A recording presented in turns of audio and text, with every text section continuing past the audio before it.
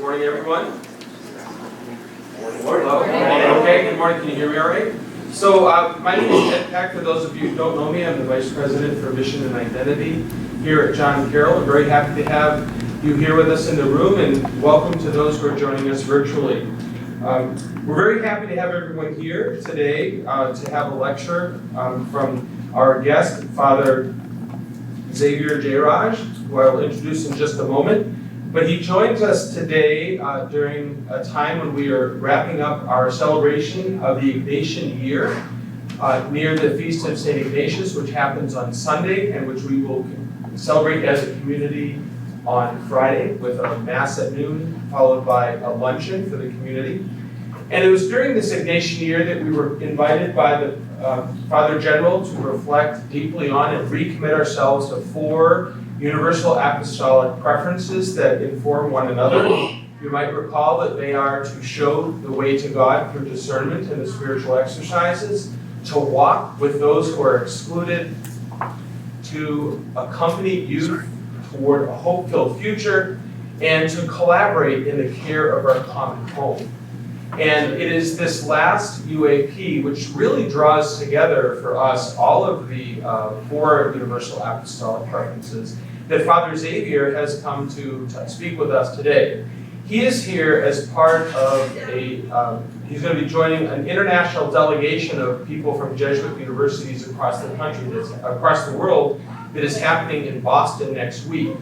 And the Jesuit Curia in Rome wants to sending representatives from each of their secretariats to come and be part of that event.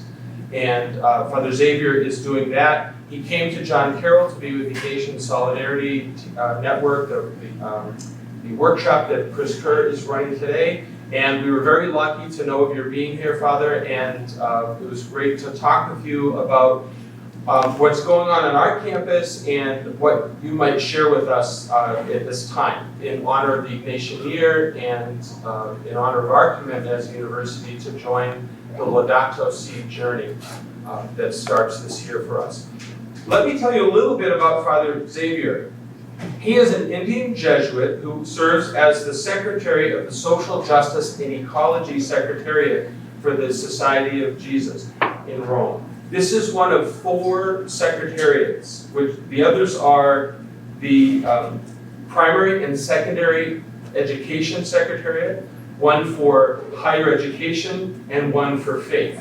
So Father, again, is the Secretary for that part of the Curia focusing on social justice and especially on ecology, which is, so you can tell how important the commitment to ecology is, and it's part of our commitment as a Jesuit organizations. It's part of our commitment to social justice. So Father has served in this role since June of 2017, and in it he heads and coordinates the social apostolate and the social networks for the entire Society of Jesus. He is trained as a social worker, a lawyer, and a human and environmental rights advocate and activist. He is also a scholar on extractivism and mining and its impact on indigenous people and the environment. Early in his career, he taught sociology at St. Xavier University in Kolkata, India.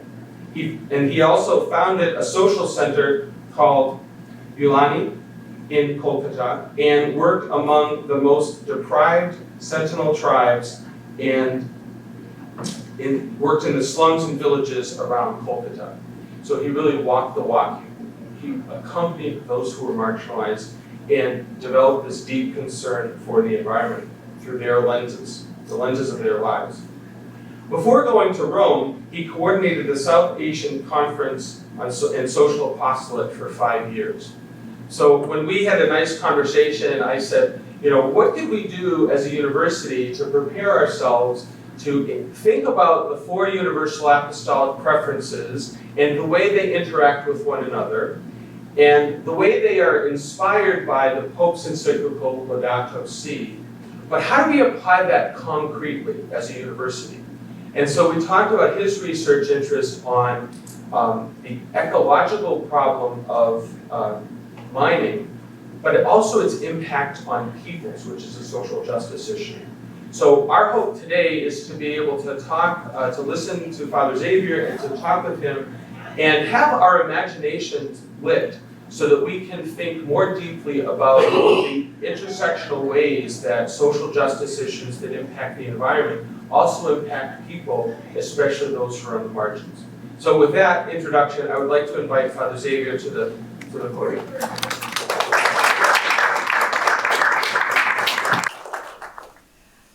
Thank you very much for this opportunity to be with you. Before I begin this talk, I just want to apologize for my sore throat. And I had a little bit of COVID before coming, so 10 days before. So it still lingers on, as you know. Secondly, I just want to also acknowledge and pay homage to the Indigenous people here in this part of the world, as well as all over the world, Australia, or India, or Philippines, or everywhere. Because they who preserve and protect the land have been, and they continue to inspire me, and so I want to pay homage to them. Thirdly, thanks for this opportunity to be with you and share this concern about the people and the mining.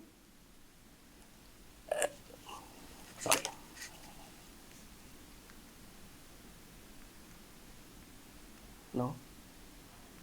Okay, sorry. The context in which I will start with the context in which we are in. Correct. The context of our reflection is, as Ed mentioned, the Laudato Si and Fratelli Tutti.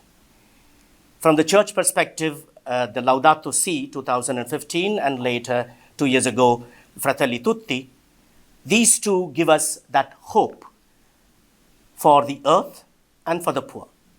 In a way, this is exactly what the universal apostolic preferences as well invite us.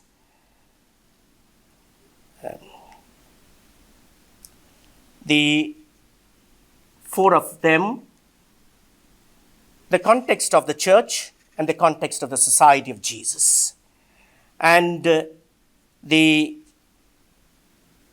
global context in which we are looking at is of, on one side, there is a tremendous need for minerals and metals for growth and development, for technological development, and faster extraction is what people are wanting.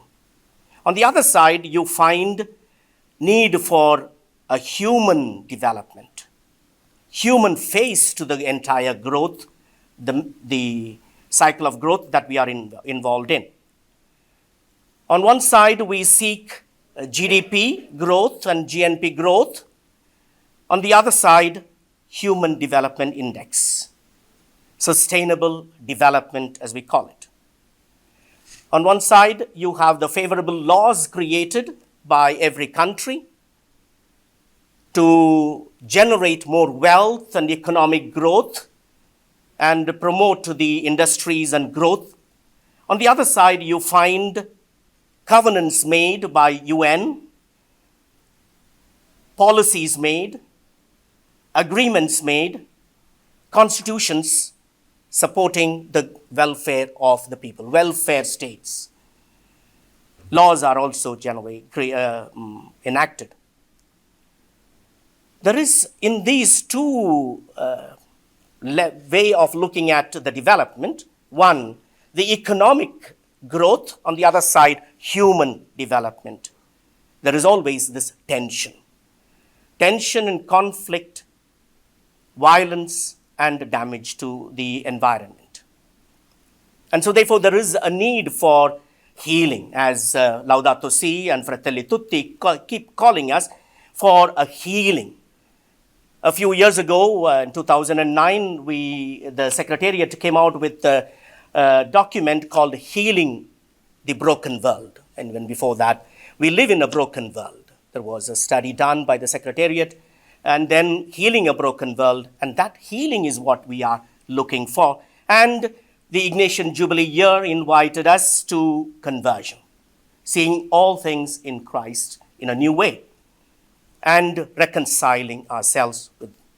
And therefore, that's what brings peace and hope. And so in that kind of a tension that we live in, we have the tensions. I would like to highlight the 5 different tensions. Probably you are aware of it. I just want to highlight, remind, or recall to our mind some of these things which we may have read or we know about. One is the resource curse hypothesis. Companies and international financial institutions claim that we are creating wealth, employment, and this is necessary. And this alleviates poverty. On the other side, we find diminishing democracy, dictatorial governance, autocracy, corruption, human rights violence and violations, increased poverty. The rich are becoming richer, the poor are becoming pushed down poorer. And you see this human rights abuses in this, in not only in many parts of the world, DRC, Democratic Republic of the Congo, Brazil, Myanmar, and you are aware even in United States what happened a few years ago as well. Philippines. The second kind of a reason for tension is the trickle-down, the theory of which was promoted by Reagan in 1980s. You reduce the taxes of the rich and they will generate wealth, invest, and growth will happen, and it will become stronger, and therefore everybody will be all right. Everybody will be better. But at that time, many developing nations agreed and went ahead with that. But we find the World Bank in 2015, the president himself rejected this theory. Trickle-down theory is a failure.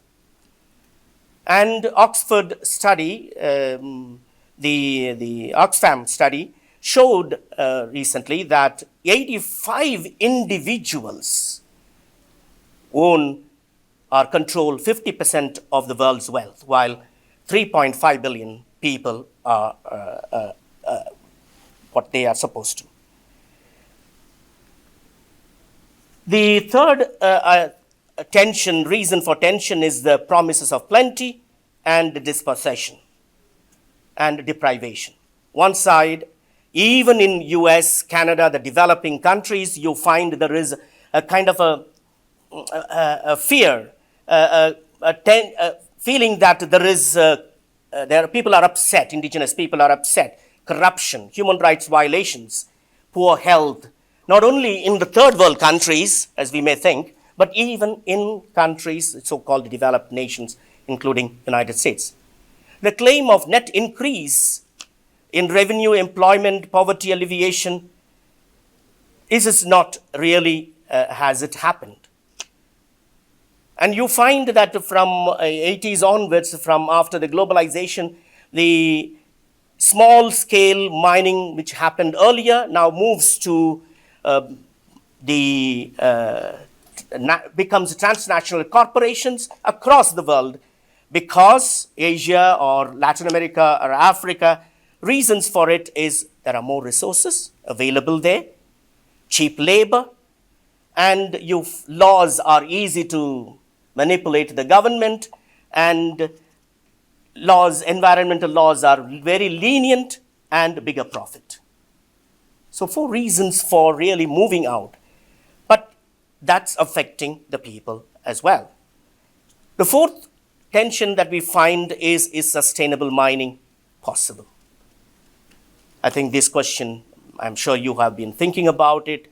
There is a tremendous number of institutions set up, organizations like the MMSD, that is the Mining Minerals Sustainable Development, or International Council of Mining Metals, all these Global Mining Initiative, World Summit on Sustainable Development, institutions are coming together in the name of sustainable development, saying that we want to development, but then we will continue with this, the mining. The 17 Sustainable Development Goals, UN set up the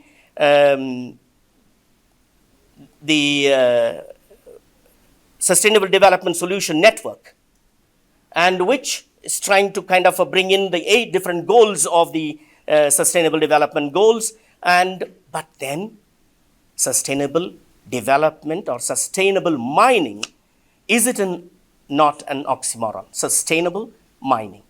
It's questions are raised always in the among the researchers. The fifth one is the corporate social responsibility and resource governance. Sustainability, when we are talking about it, there are 4 principles. Are they fulfilled? Recognizes the needs of everyone, protection of environment, prudent use of natural resources. But most of these 4 principles are not followed by many of the mining companies. Their so-called corporate social responsibility becomes corporate strategic responsibility. According to the scholars, they say it gives a license to operate in many of these places, reduces the business risks, because the laws are in those countries are much lenient, builds their reputation, these terminologies of sustainable mining, sustainable development, and prevents misunderstanding. And so good use of social media and communication helps in making this their license to operate much easier. One example of how they use the good media is that I give the example of the British Lonmin, the platinum group of metals in South Africa. They mine, and when the workers there asked for compensation and improved workers' safety, the company ordered the local police to open fire at them, and 34 people were killed. At the same time, their website stated, "We are committed." This is what they in the website found. "We are committed to zero harm to people and environment. And we are committed to integrity, honesty, and trust. Being ethical people, we do what we say and we will do." Okay, that's the tensions. Tensions, these 5 areas of tensions, but leads to conflicts, real conflicts, tensions leading to conflicts. The conflicts, the first level of conflicts around mining in various countries. Let's look at the various countries. For example, conflict is necessary, it is a fact of life. It's natural and inevitable in business dealings as well as personal relationships. But in the last few decades, conflict and violence around extractive industries have increased exponentially, causing irreparable damage to the environment and to the very lives of the people who are around those mines. There is close connection between war and violence in Democratic Republic of Congo, where they extract many minerals, particularly the mineral cobalt, which is used very much in many of our cell phones or batteries, which is essential. But there is a tremendous amount of violence, killing of people, and child labor in those mines. Another example is in Peru. La Oroya, one of the professors in St. Louis, Fernando Serrano, has done a study on these. And since 1922, this mine, the lead and the zinc and copper, sulfur dioxide, American-owned smelter company, contaminated these places and children's blood and causing blood cancer in those places. Colombia, El Cerrajón open pit coal mine in Guajira region has contaminated the local environment, affected the well-being of local indigenous and Afro-Colombian community. This is one or two examples I'm just highlighting. But in India as well, today the central India is filled with lots of indigenous communities, and those communities are the worst affected. And a big company, the fourth richest in the world, Adani company, is one that is now controlling lots of those mines. Why conflicts? Where there is greed and there is a deprivation on the other side, felt grievances, injustices in procedures and management of mining. There is no free, prior, informed consent taken from people, especially in those remote places where the indigenous people live. Social exclusion. Also, there are exclusion within the communities, ethnic exclusion, religious exclusion. These are there. The third one would be socio-political, economic, and environmental impact of mining. It creates wealth and employment and faster growth from one side. On the other side, irreparable damage to the environment.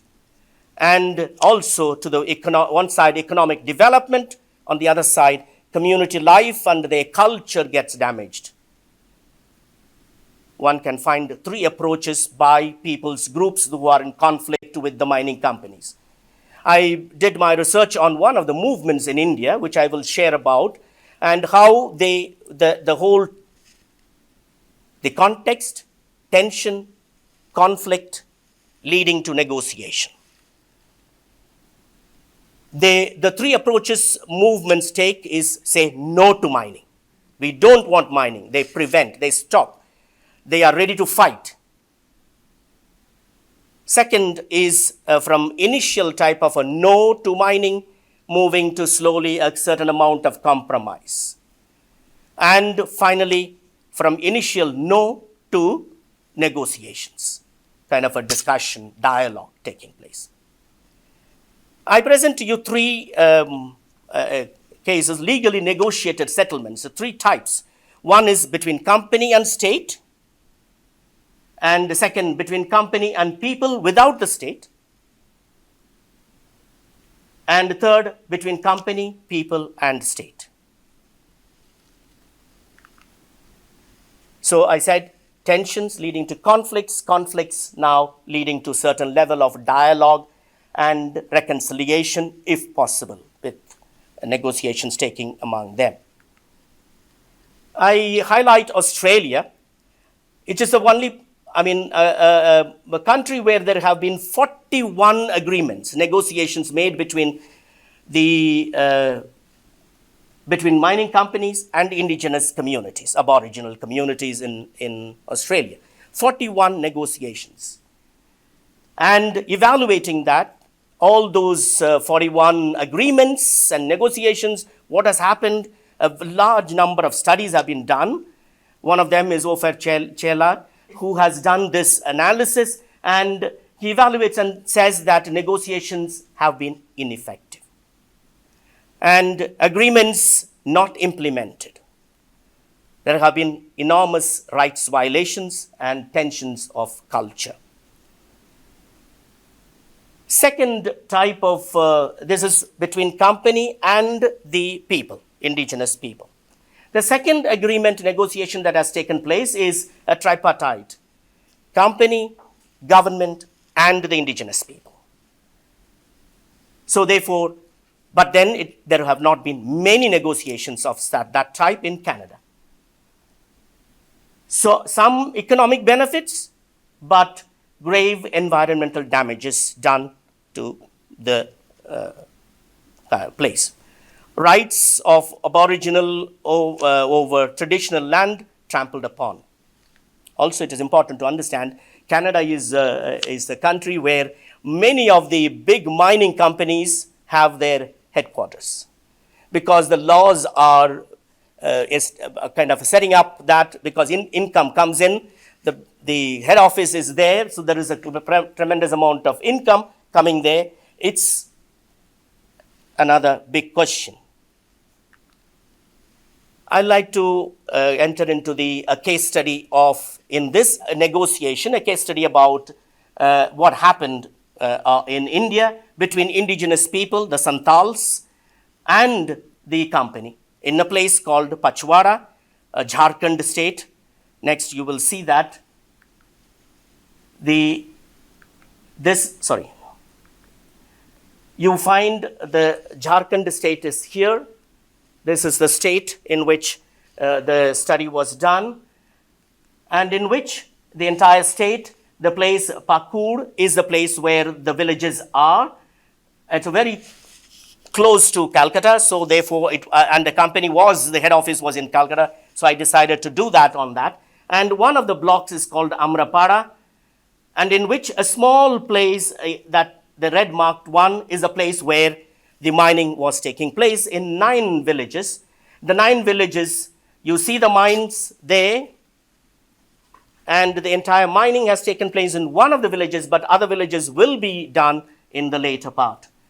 And what they did, removed the people from those 9 villages and put them in called a colony, New Cataldi colony, where they built small houses, colony houses, which is not usually the way in which the indigenous people live. And they were put there, no relationship with their land or any other forest. So therefore, they had faced a lot of difficulties. I had went to the village, met the people, had a conversation with them about this, and some of the university students in that place, they helped me to interact with them because of the language, the tribal language. And it helped me to kind of be with them. I spent 2 months there, staying there with them in their houses, and the facilities that are available there is absolutely very poor. There is no toilet, no electricity. Coal is extracted to generate electricity for the government or the state, but they don't have electricity. And maybe a small little, is there who is operating the, yes. This is the coal which is there. You find the amount of coal, just the machine, they can go and simply take out the coal and take it to the places where it's got all layers of coal there, and just simply extract that one. Sorry.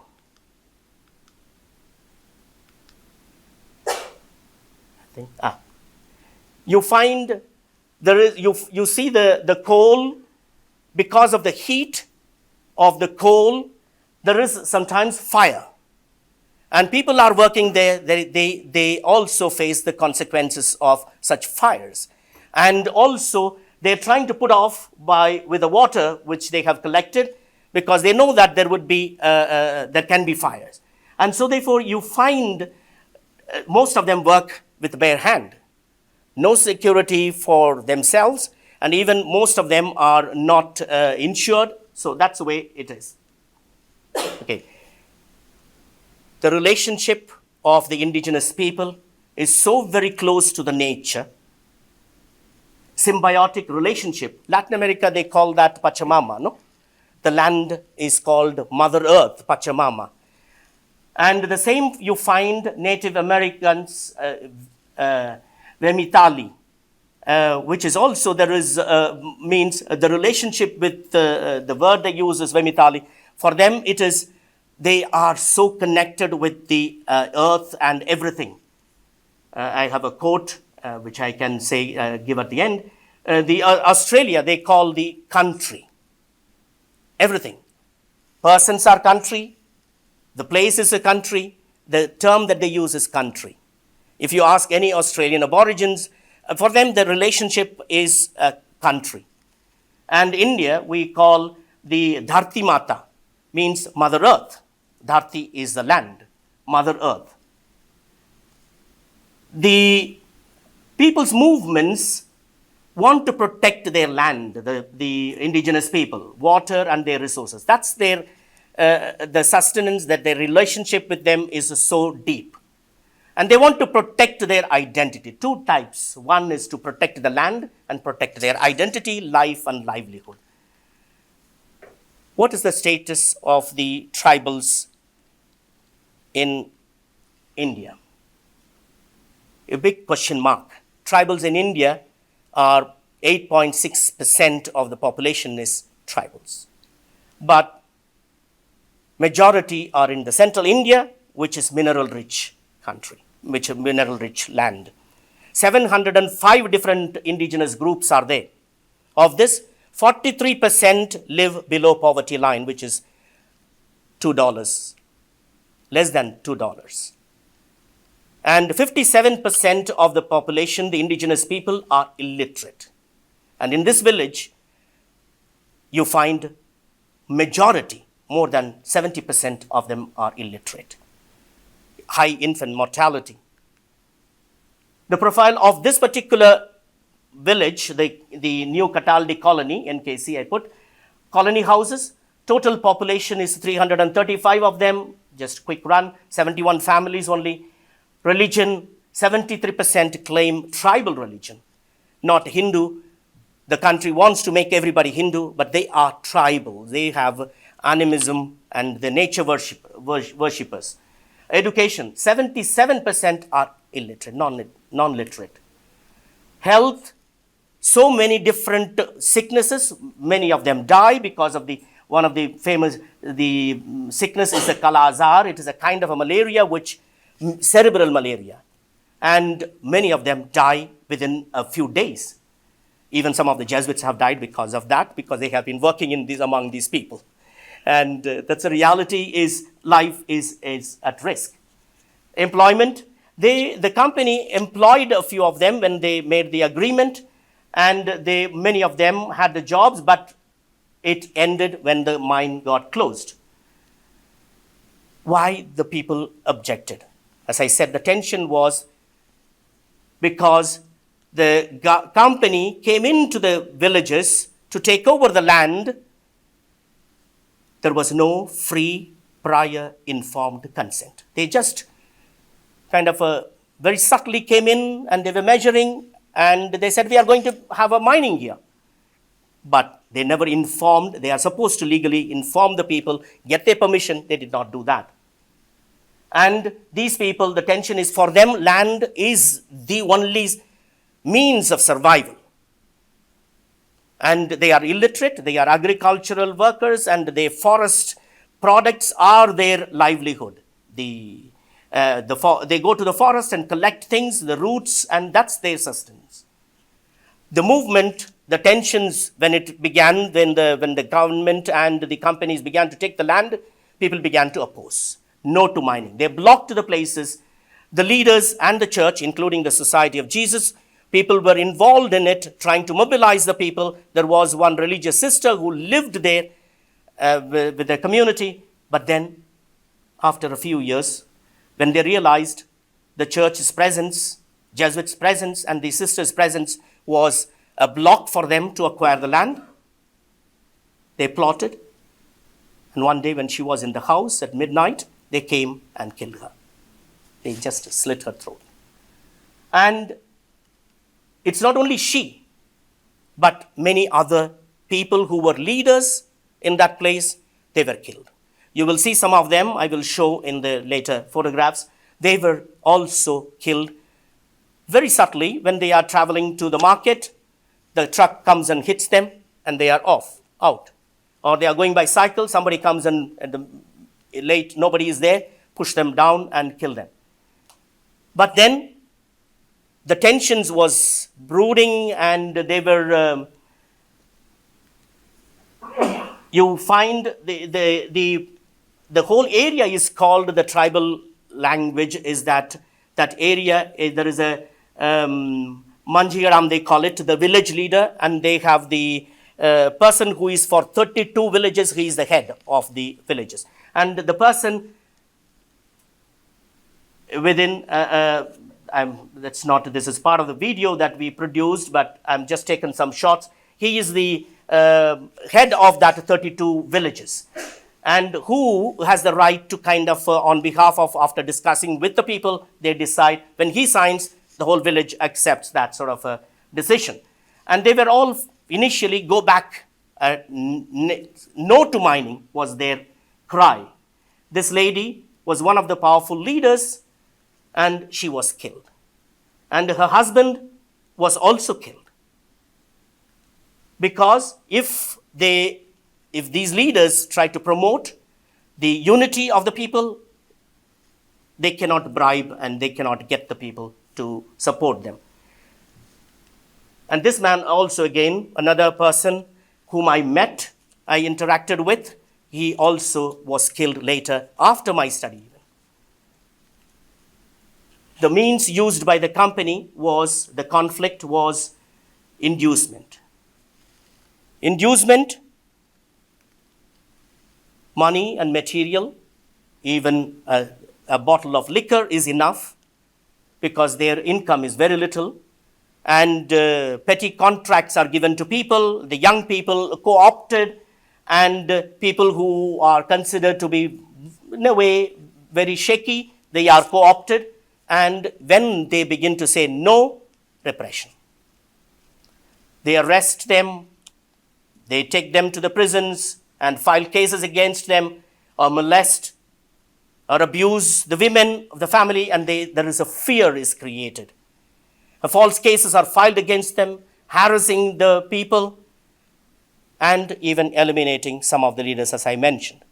So when the people realized the company was using a methodology of aggression, because they want to get the minerals out and for profit, while the people's movement used the methodology of legal approach. Okay, we need to go by the law, we need to abide by the law, and they went to the court, and they filed the public interest litigation in the court, and democratic kind of an approach they used.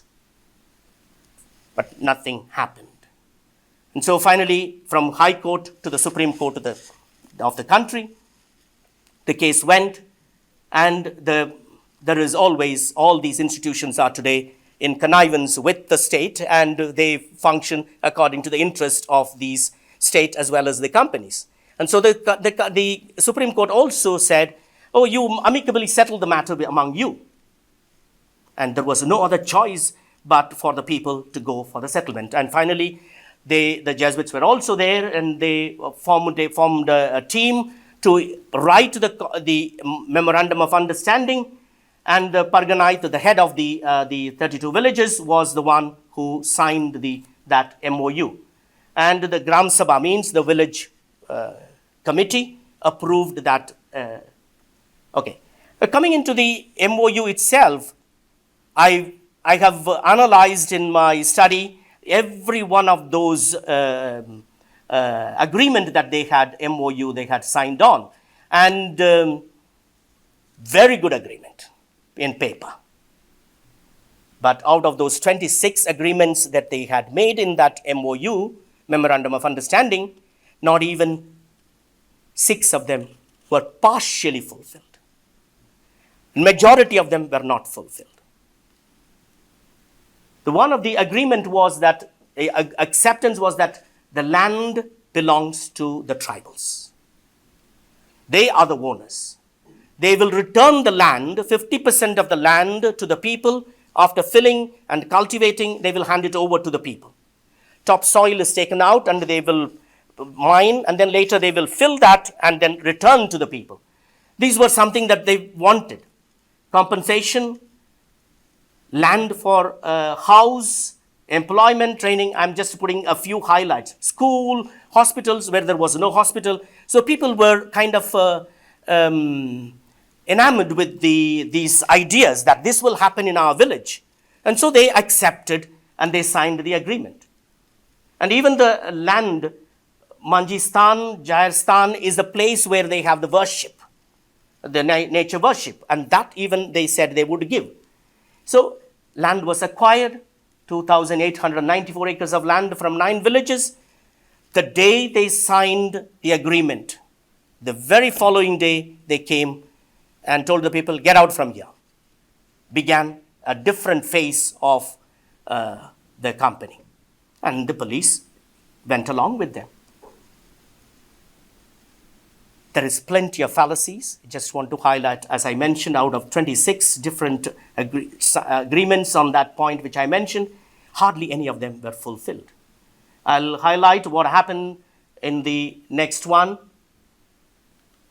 These were the houses in which the Santals lived. I had gone there in 2007 itself, before the acquisition of the land. And these were the houses. I had taken these photos of the people who left the houses because they could not manage with the aggression of the company. And their houses, many of them, lost. And the new houses that the company built, you see the way they have built the colony houses, which is not the way that the tribals live. They live in houses which is made of mud, and they are comfortable with, and animals are kept, the birds are kept. They keep a different way of life. And this is the houses that they built, row houses, and hardly anyone could live in that house. You will see in the next slide, the house surrounded with water, and nobody is living in that. They went away. Inside the house, these were two photographs which I have taken myself. So the houses where the cows are taking shelter, not the people. And this is a place for people to take bath in public. And they said they will build the hospital. They built the hospital. Hardly anybody is treated there. No doctors, no nurses. Just even you see the ground floor and the top floor is not constructed even. Okay, this is just to highlight that the amount of the cost-benefit analysis is they extracted, and I calculated the amount of coal extracted in 10 years from 2006 to 2015 when the company was closed because of the Supreme Court rule, and 90 billion rupees. It is in US dollars term, it will be 1.1 billion. Royalty was paid to the government. 7% of royalty was given. What were people? 0.46. Can you imagine the profit that is made by a mining company? This is after what they have given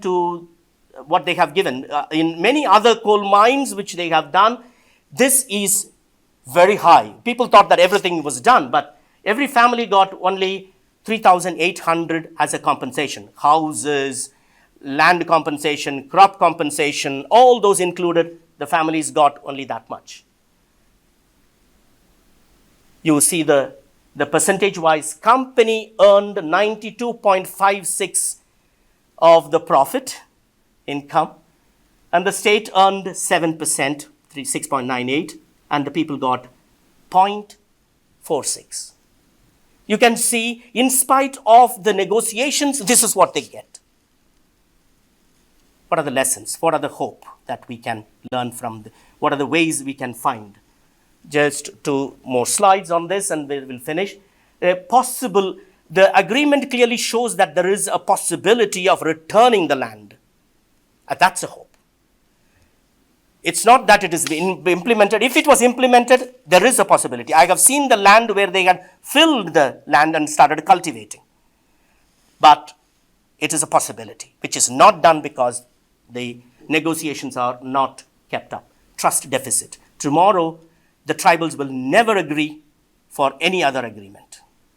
You have lost that. If it was done, probably more possibility for the mining companies even to do the mining. There was no monitoring and supervision. It was a possible win-win scenario.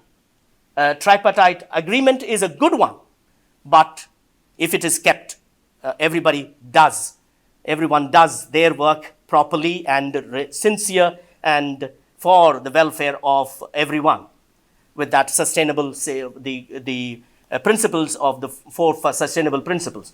Dialogue on negotiations, which Pope Francis mentions again and again, dialogue in both Laudato Si as well as in Fratelli Tutti. the thing that he mentions is we need to have a dialogue. Let's have the dialogue. If the companies, people, affected people can have a dialogue and come to a common agreement, that is a possibility. And we can resolve issues. Is a memorandum of understanding was a better deal, but important to respect, honor the covenants. Not to use inducement, cooptation, and repression. And that happened even after the agreement was done.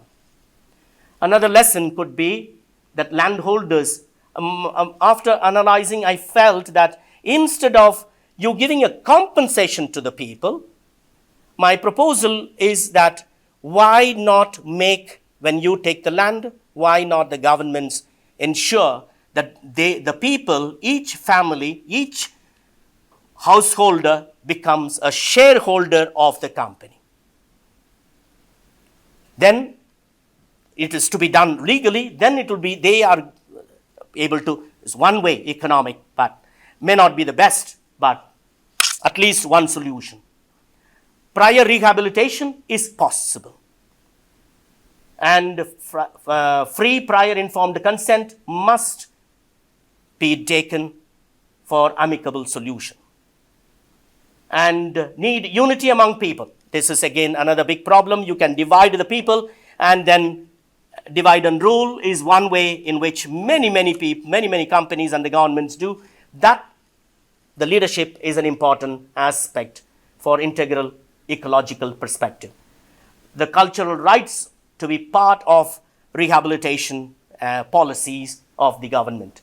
Local people's leadership is an important, essential part of the negotiation, and need different levels of links and advocacy and networking. The question I put before is, can dialogue and negotiations lead to true peace and integral ecological and human development? Can we do that? Can that be a way for the future? Thank you very much.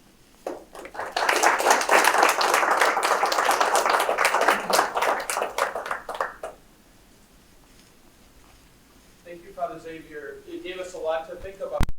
I think that we had hoped to bring some questions. So Father has agreed to enter into a little bit of a dialogue, and we invite you to ask some questions to maybe keep this dialogue going. So would anyone like to ask our first question? Please, Joe. Yes. I was wondering if you could say more about your possible solution of families becoming shareholders, as a exploratory idea. Like how could that work, and just from your perspective? Yeah, I've been thinking a lot on that, and because most of the negotiations are in relation to compensation, money terms. Once they give it, and that's the end of it. And you do what you want. And most of the indigenous people, what they do is they get a large sum of money at one particular time, which they have never seen. I have seen in this village, many of them received, at one point they received, for example, 250,000 rupees. That's a big amount for them, which is, in dollar terms, it will be less than $2,000. So they get the money. They all, every indigenous community has, the young people want immediate money, buy a motorcycle or something else, the liquor. So they finish it off. But then if there is a possibility of legally through shareholder policy, that's not depending on the one-time giving. There is a regularity for them. They might lose as well in the shareholder thing. But I think there is a much better opportunity for them to regular. You don't have to kind of provide jobs. And they can find their own, and they can build their own houses according to their custom. And another important thing with the shareholder is also land for land is an important aspect as well. Otherwise, if the land is taken, people who have been depending on the land, suddenly you put them in a market. Suppose you have been living in a city, and suddenly you are taken to a village and say that this is your place, you live here, you will not be able to live. It's exactly what happens to the people. This is only one solution. I'm not saying that shareholder is the only way of possible way in which they can be regular income. Yes, for the top. Father, from your experience, I mean, all these experiences you have with these communities and the injustice there, where do you personally find hope as you survey the situations? I find a lot of hope in the indigenous people.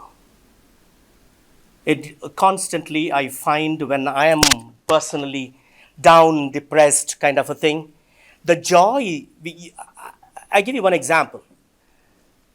When I was in the college or teaching in the university, I used to take the students to the villages to interact with the people and spend a day in the families. They have to remain in the families with them, and the way the tribals, the indigenous people, welcome them, the hospitality, generosity, and the close bond they build with nature.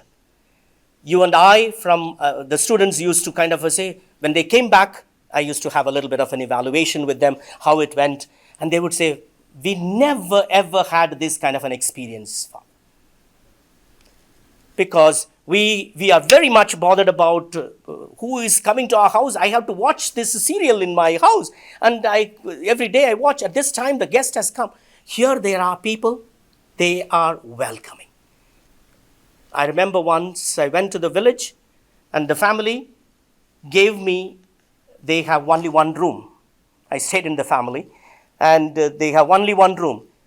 They slept outside and they made me to sleep inside. It's unimaginable. That's sort of a respect for the guest. For them, guest is God has come into their house. I learn a lot from them.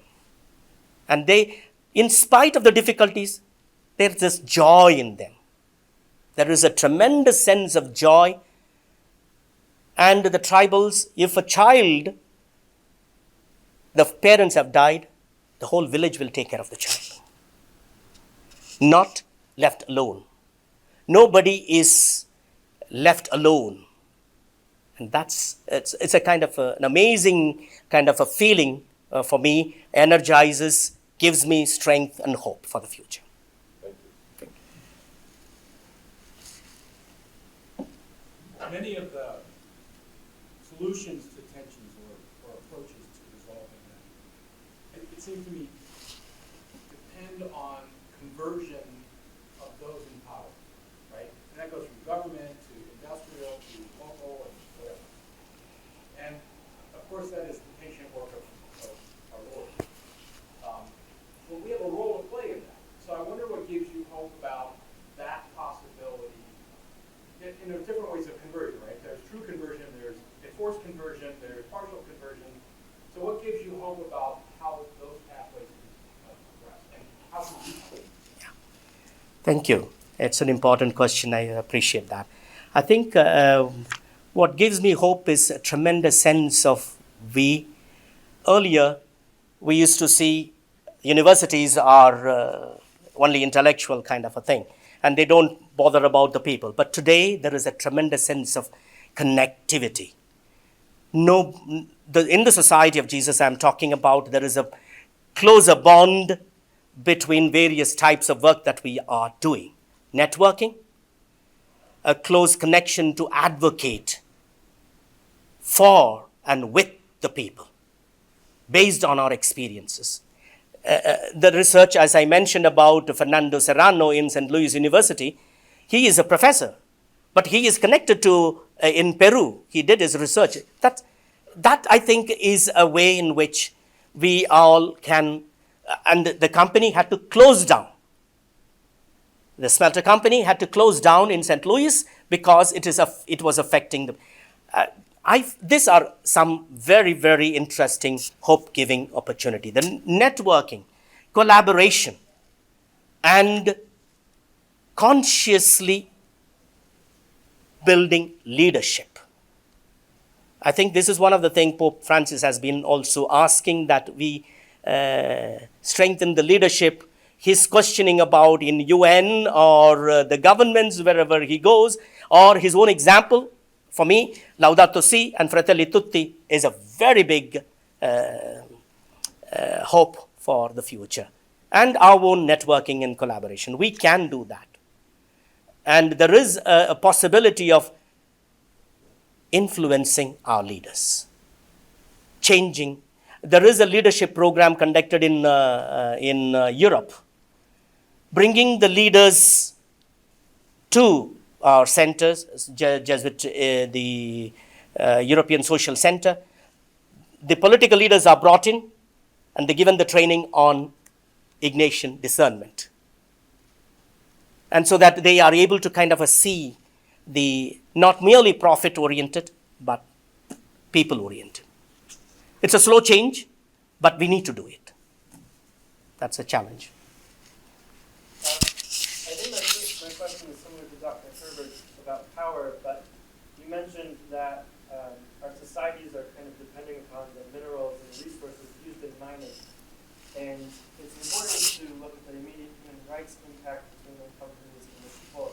But I'm also wondering, how do we shift the society away from depending upon the mining companies? How do we take away their power outside of maybe just advocacy, but more societal shifts? One is the possible divestment. Many of our institutions, can we divest our investments and clearly say that certain areas of investment will not be done. And they will collapse. The companies, mining companies, will collapse if investments are not done. Institutions can do that. And another way is also that we conscientize our younger people, which is happening in many places. I'm sure you are doing it in the university and even the social centers or anyway. I think youth in the Universal Apostolic Preferences, the young people, accompanying the young people, Greta Thunberg, or Friday, what's called the walk, the Friday fasting or Friday protests, which the young people, the university students, the school students have been doing it, has created in COP meetings or UN meetings, there is always that kind of a conscience being kind of a questioned. The young people are questioning. Can we listen to them? The latest, last week, I think Pope Francis gave that his message for the season of creation, in which he says, in the name of God, I tell you, I ask you, the mining companies, to kind of please be human-centered. Exact quote, I can, it's interesting to see how he puts it. He says that, let me repeat, in the name of God, I ask the great extractive industries, mining, oil, forestry, real estate, agribusiness, to stop destroying forests, wetlands, and mountains, to stop polluting rivers and seas, to stop poisoning food and people. This was a message he had given last year to the people's movement, or rather popular movements gathered to meet him, and where he mentioned, he repeats it in this message that he gave last week. I think we can do as well. This is a question from someone who's joining on Zoom. This is from Thomas Lansing. He says, thank you for that important presentation. As we move from the age of fossil fuels to renewable energies, I'm concerned about the mining of lithium in Australia, India, cobalt in the Congo, and so on, both of which can be extremely environmentally destructive. Any thoughts on mining these resources, for which there will be an increasing market, would be appreciated both in terms of the environmental impacts and the impacts on indigenous peoples. It says also, are there ways in which environmental groups could partner with religious groups to help amplify indigenous voices and improve their negotiating power? Yeah, it is the mining, whether it's lithium or cobalt or iron ore or fossil fuel. I think there is a need for saying enough.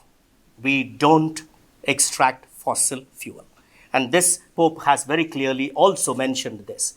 And that it is important that we call the governments to stop supporting fossil fuel extractions, be it through the university or through researches to studies. Whether we can promote that is an important. Bringing the voices of the indigenous is an absolute must. Not merely we speaking, but the voices of the indigenous people must be heard at the centers of power. They have to speak and their voices have to be heard. 2 months ago, there was an ecological retreat organized for a week in Australia. I was there, part of that group. I participated in Zoom. And it was the indigenous people voices was heard. They have to speak, and they were the ones who, whether it is India or Australia or Africa or Latin America or even here, can their voices be heard at the portals of power? Congress. Can we take them to the places there and make sure that their voices are heard, be it in the UN or in the big centers of power? That, I think, is an essential part of our advocacy, our kind of a participating in these movements.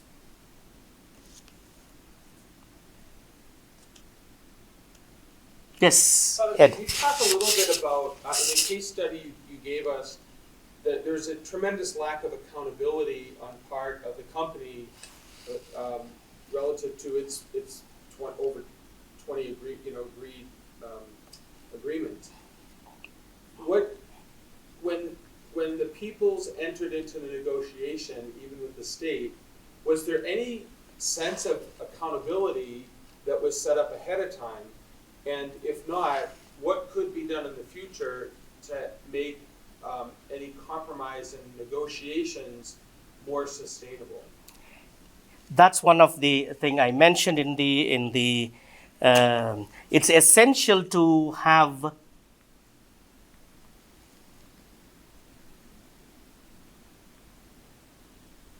monitoring and supervision, people and the state. It has to be accountable. People should be part of the monitoring. For suppose you're taking the 9 villages and the 9 village heads have to be there, or somebody who is elected by the village becomes part of this monitoring. If it is not done, legal actions should be taken. That sort of a supervision. The government also be part of that monitoring. Most often what happens in many of these countries, in India, for example, you can just simply bribe some government officers and they will say that everything is perfect. Everything is well done. The houses are constructed. Even these houses before construction, when it was constructed, is everything very good. Unless we have that monitoring and supervision, it cannot function. And the government also should be accountable if they fail. I agree totally on that, yes. Yes, Chris. A little bit more into the ways that research can inform the sort of advocacy work. You mentioned Fernando Serrano, the social scientist at St. Louis University. There are other examples of, particularly where within the Jesuit network, the assets of social centers or universities have informed the work of the social apostolic. Yeah, thank you, Chris, for that. Yes, I think there is the the centers, the social centers, for example, Albawan in Spain, they have been doing a kind of a campaign for the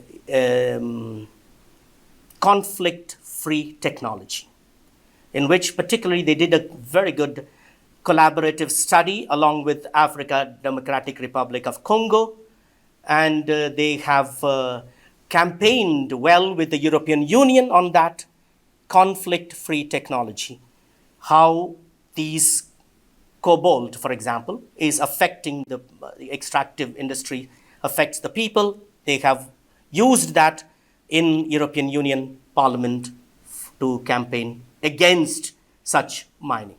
Study was done, and that helped in campaigning. And also,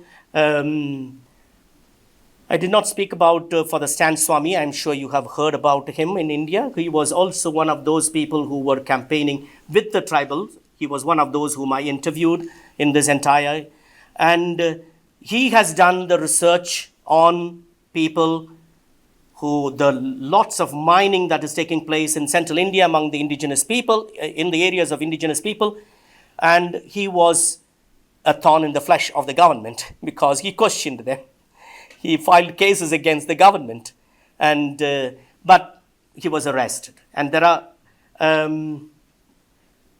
I think, in the Peru, which I mentioned about Leoroya, which was also done by Fernando, I mentioned. There is another one from Spain, but he did it in Mexico, if I'm not mistaken. He did a study on the mining, how the conflicts are taking place in that and how that needs to be resolved. So he's from Deusto University in Spain. I'm sorry, I'm not very much connected in United States, except with the St. Louis I know, which has been, and also I think Colombia, what's that university, Javeriana. Javeriana also has done some studies on the mining in Colombia and how it is affecting. So I think that'd be a good way where we can collaborate on possible way of doing it. Yeah. Thank you very much. I hope you are. Thank you.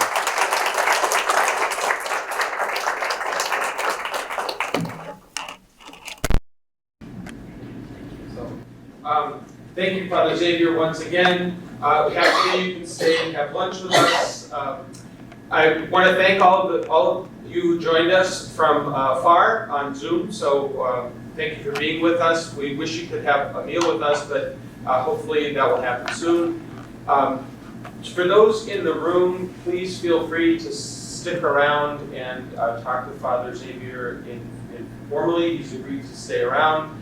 And I thought what we could do is just take a quick moment to reflect on your talk and to say a quick prayer over the food that's prepared for us. Okay?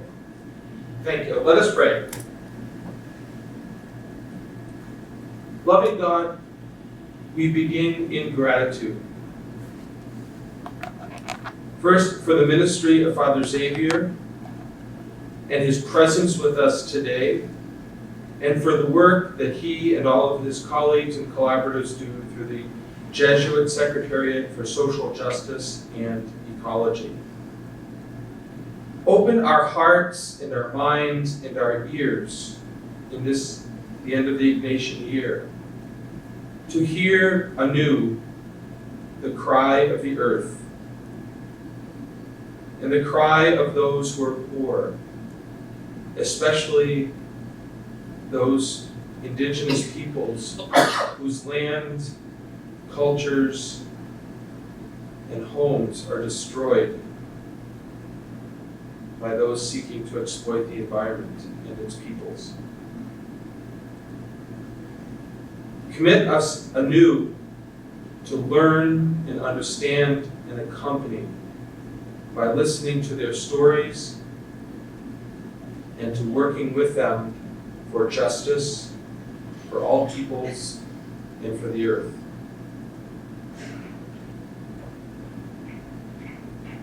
We are grateful for all of the gifts of the earth, especially for the food that it produces. As we prepare to share a meal together and to reflect upon Father Xavier's message, help us to be conscious of those who grew this food, those who extracted it from the earth, the hands that have so lovingly prepared it for us today and who bring it to us so that we may be nourished through this food that comes to the earth as we are nourished by your word. Break open our hearts as we break open this bread and fill us with joy and hope. Bless this food and all of us, and we ask this in your name. Amen. Amen. Well, thank you again.